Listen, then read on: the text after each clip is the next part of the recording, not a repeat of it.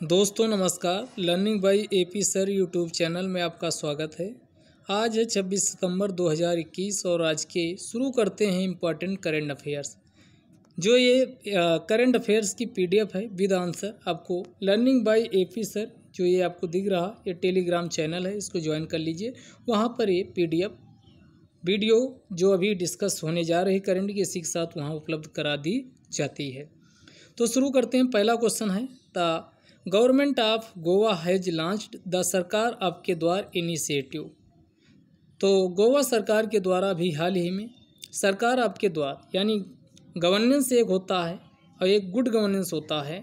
तो जब गांव-गांव जाकर यानी घर घर जाकर हर एक प्रकार की सरकार के द्वारा सुविधा दी जाती है, सेवा दी जाती है, तो उसी को क्या कहा जाता है, यानी चौपाल या इसी को गुड गवर्नेंस के नाम से जाना जाता है। तो यहाँ भी हाल ही में गोवा सरकार के द्वारा सरकार आपके द्वार नामक पहल शुरू किया गया, जिसका उद्देश्य यही है कि भारत के जो गोवा के नागरिक हैं उनको किसी भी तरीके से किसी भी समस्या का समाधान ना करना पड़े। आसानी से हर एक जो स्कीम चल रही है, हर एक प्रोग्राम चल रहे हैं, हर एक जो फैसिलिटी सरकार उपलब्ध करवा रही है, वहाँ तक इजीली उसकी एक्सेसिबिलिटी या पहुँच हो सके। इसी को सुनिश्चित करने के लिए गोवा सरकार के द्वारा सरकार आपके द्वार पहल नामक अभियान चलाया गया है। तो ये बात आपकी सही है या गलत? दूसरा स्टेटमेंट दिया है कि एशियन डेवलपमेंट बैंक, जिसे शॉर्टकट में एडीबी बोला जाता है, उसके द्वारा 60 मिलियन लोन भारत को पावर प्रोजेक्ट के लिए दिया गया। अब बताना, तो यहाँ पर सही बताना है। तो यहाँ पर सेकंड वाला स्टेटमेंट गलत है, केवल क्या सही है? एक सही है। अब आप लोग कमेंट बॉक्स में बताइएगा कि एशियन डेवलपमेंट बैंक के द्वारा भारत को कितना पावर प्रोजेक्ट्स के लिए कितना लोन देने पर मंजूरी दी गई है। दूसरा, अगर बात करें एडीबी की, तो Asian development bank Asian development bank की स्थापना कब होती है? तो 1966 में होती है। इसका हेडक्वार्टर्स पूछा जाए तो आपका कहाँ है? मनीला, फिलीपींस की राजधानी मनीला में स्थित है एशियन डेवलपमेंट बैंक के।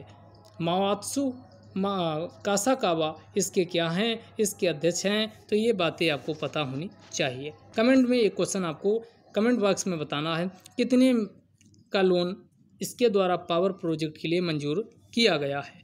Question number 2, recently the motto of 2022 winter Olympics together for a shared future was unveiled in which city it will be held.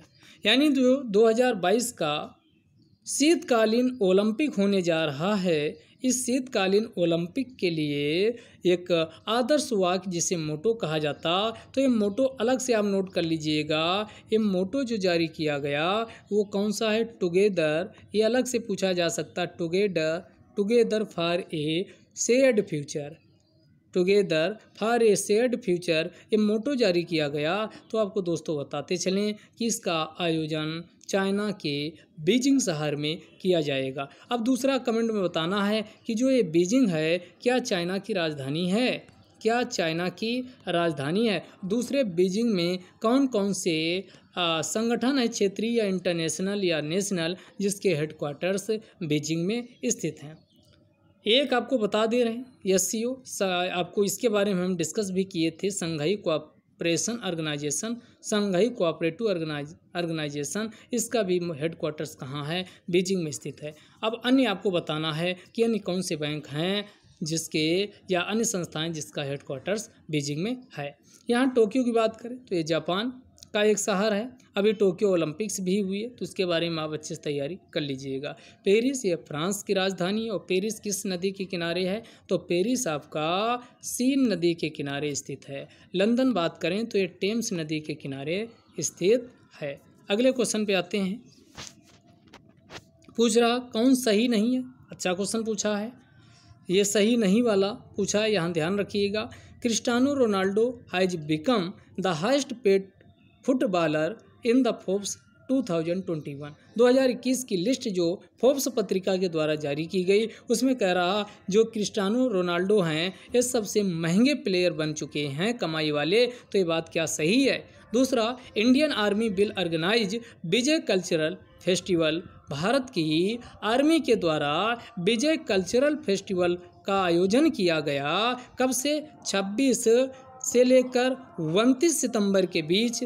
और पूछ रहा क्या ये नई दिल्ली में हुआ है? तो आपको बताते चले दोस्तों, ये जो विजय कल्चरल फेस्टिवल है, इसमें जब 93,000 पाकिस्तान के जो सैनिक थे उन्होंने आत्मसमर्पण किया था, जब 1971 में इंडिया व पाकिस्तान के मध्य बांग्लादेश को लेकर के वार हुआ था।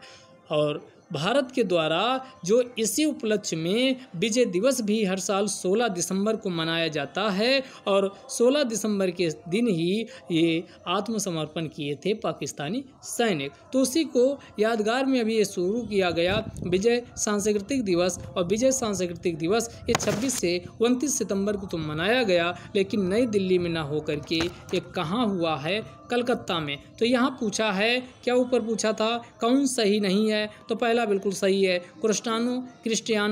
क्रिस्टियानो रोनाल्डो सबसे महंगे कमाई वाले प्लेयर बन चुके हैं, फुटबॉलर। दूसरे आपका गलत है, क्योंकि ये आपका कहाँ हुआ था? नई दिल्ली में नहीं बल्कि कलकत्ता में हुआ था। तो इसका आंसर हो जाएगा ओनली 2।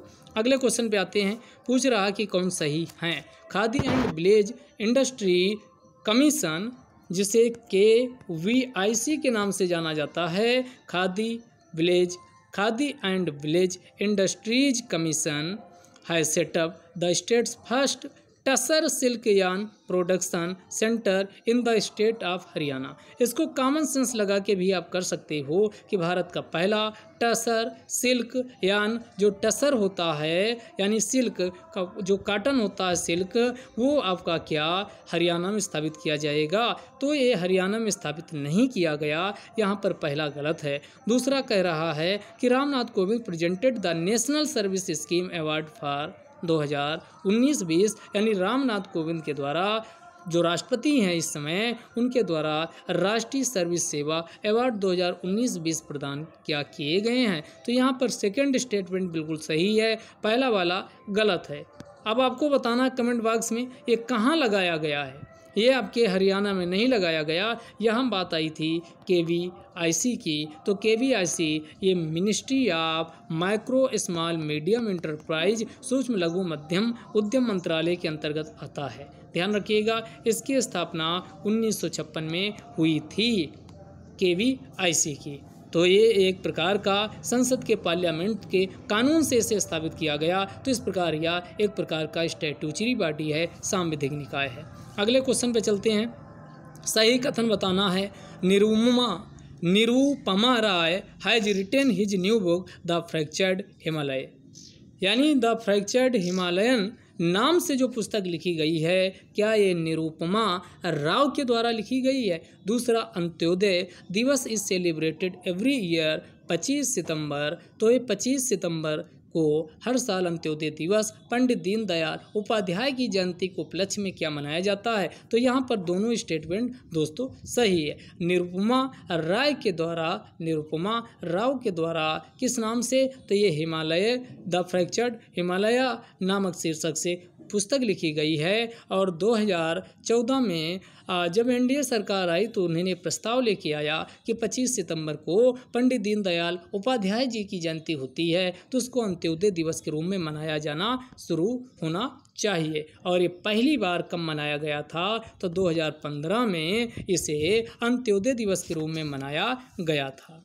तो यहाँ पर दोनों आंसर आपके क्या हो जाएंगे? सही हो जाएंगे। अब आपको कमेंट बॉक्स में किसके बारे में बताना? पंडित दीनदयाल उपाध्याय के बारे में, उपाध्याय जी के बारे में बताना है। वैसे आपको बताते चलें, इनका जन्म मथुरा में हुआ था 1916 में। इनका जो ये एकात्म मानववाद इनका दर्शन है, इसके ये प्रबल समर्थक थे। इसका इनके द्वारा प्रतिपादन किया गया था। इसके अलावा स्वदेश व पंचजन्य जैसी पत्रिकाएं भी इनके द्वारा प्रकाशित हुई थी। तो इनके बारे में आप इसको जरूर रीड करिएगा। अगर ज़्यादा चीज़ें यहाँ बताएंगे तो वीडियो लंबा बन जाएगा।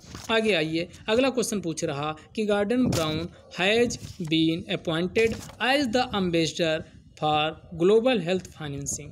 इसमें पूछ रहा है कि Gordon Brown global health financing के लिए किसके राजदूत नियुक्त हुए हैं? ये गॉर्डन ब्राउन किसके? तो ये बनाए गए भी हाल ही में जो वर्ल्ड हेल्थ ऑर्गेनाइजेशन है WHO के गॉर्डन ब्राउन को ग्लोबल हेल्थ फाइनेंसिंग के क्या बनाया गया है कि एम्बेसडर राजदूत बनाया गया है। अब यहाँ बात की जाए WHO की, तो WHO की स्थापना कब हुई थी ये आपको बताना है। तो इसकी स्थापना 1945 में WHO की स्थापना की गई थी।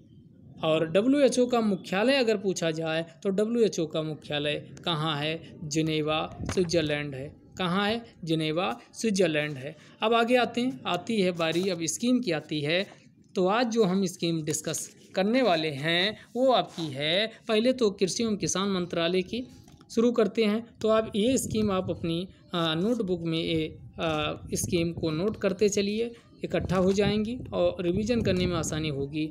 आयुष्मान सहकार योजना आज की स्कीम कौन है? आयुष्मान सहकार योजना। आयुष्मान भारत आप सुनते हो, भारत में स्वास्थ्य क्षेत्र में जो बीमा प्रति परिवार 5 लाख रुपए का बीमा सुनिश्चित करने के लिए शुरू किया गया था। उसी दिशा में आयुष्मान सहकार योजना को शुरू किया गया। तो जाहिर सी बात है ये अभी इसी साल की होगी, 2021 की होगी। तो ये कब शुरू किया, आयुष्मान सहकार योजना कब शुरू किया गया है? तो ये आपका क्वेश्चन बनता है। तो इसे शुरू किया गया है 19 अक्टूबर 2020 को। 19 अक्टूबर 2020 को इस स्कीम को शुरू किया गया है। इसमें जो प्रमुख रूप से संस्था जो इसका इम्प्लीमेंट करेगी NCDC, national cooperative development corporation. Full form क्या? नेशनल कोऑपरेटिव डेवलपमेंट कॉरपोरेशन के द्वारा इसका क्रियान्वयन किया जाएगा। इसमें किया क्या जाएगा? आयुष्मान सहकार योजना के अंतर्गत जो सहकारी समितियां हैं, सहकारी समितियों कोऑपरेटिव सोसाइटी के माध्यम से, सहकारी समितियों के माध्यम से जो स्वास्थ्य ढांचा भारत का है, जिसमें हेल्थ इंफ्रास्ट्रक्चर को बूस्ट करने का प्रयास किया जाएगा। इसके लिए बाकायदा सहकारी जो समितियां हैं उनको 10,000 करोड़ रुपए क्या किए गए? ऋण भी प्रदान किया जाएगा इसके अंतर्गत। और आपको बताते चलें कि ये स्कीम कहाँ किस मॉडल पे आधारित है? एक केरल मॉडल पे। केरल में इस प्रकार के मॉडल पहले से आयुष्मान सहकार योजना का मॉडल पहले से वहाँ इंफ्रास्ट्रक्चर जो हेल्थ का है उसको बूस्ट करने में किया जा रहा है। और ये जो स्कीम लाई गई है, ये जो राष्ट्रीय नीति 2017 घोषित हुई थी उस दिशा में भी एक क्या होगा, उससे संगत रखता है, उस दिशा में एक प्रमुख कदम है। इसमें अस्पताल बनाए जाएंगे, स्वास्थ्य सेवा का विस्तार किया जाएगा, चिकित्सा शिक्षा को बढ़ावा दिया जाएगा, नर्सिंग शिक्षा, पैरामेडिकल शिक्षा, स्वास्थ्य बीमा, समग्र एक तरीके से कहा जाए तो समग्र स्वास्थ्य प्रणाली में सुधार लाने हेतु कोऑपरेटिव सोसाइटी को बेस बनाते हुए, को प्रमुख केंद्र में रखते हुए आयुष्मान सहकार योजना को शुरू किया गया है। तो ये पहली स्कीम थी। अगली अब आपकी स्कीम है जो आपको इसी कृषि एवं किसान मंत्रालय के द्वारा शुरू की गई, उसका नाम है प्रधानमंत्री किसान सम्मान निधि योजना।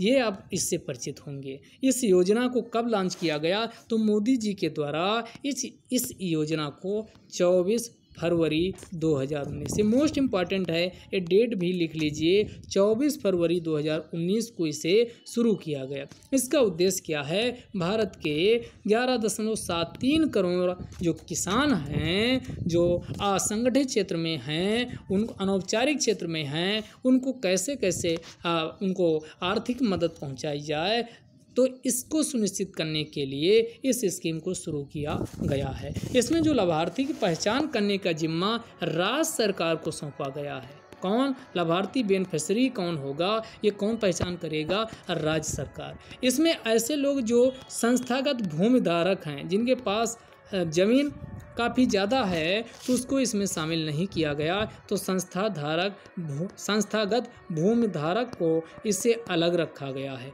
दूसरी, ऐसे किसान जो आयकर अदा करते हैं, ऐसे व्यक्ति जो आयकर देते हैं, तथा ऐसे व्यक्ति जिनकी आय 10,000 रुपये से अधिक है उसको भी इस स्कीम में शामिल नहीं किया गया। इसमें क्या किया जाएगा, 6,000 रुपये प्रदान किए जाएंगे वार्षिक, यानी 6,000 का मतलब हुआ प्रत्येक 4 माह में 3 किस्तों में 2-2 हज़ार रुपये प्रदान किए जाएंगे। इस प्रकार यानी 3 किस्त 6,000 प्रत्येक 4 महीने पर 4 महीने के अंतराल पर प्रदान किया जाएगा। और जो भी पैसा जाएगा वो DBT डायरेक्ट बेनिफिट ट्रांसफ़र के माध्यम से सीधे अकाउंट में जो लाभार्थी होगा उसको पैसा पहुंचा दिया जाएगा। और सबसे लास्ट में ये 100% इसकी फंडिंग है। राज्य सरकार को भले कहा गया आप लाभार्थी की पहचान कीजिए, लेकिन 100% फंडिंग कौन करेगा, केंद्र सरकार के द्वारा की जाएगी। कुल मिला के ये केंद्रीय क्षेत्रक योजना, वो केंद्रीय क्षेत्रक योजना है, सेंट्रल सेक्टर स्कीम है। 100% फंडिंग इसमें सेंट्रल गवर्नमेंट के द्वारा की जाएगी।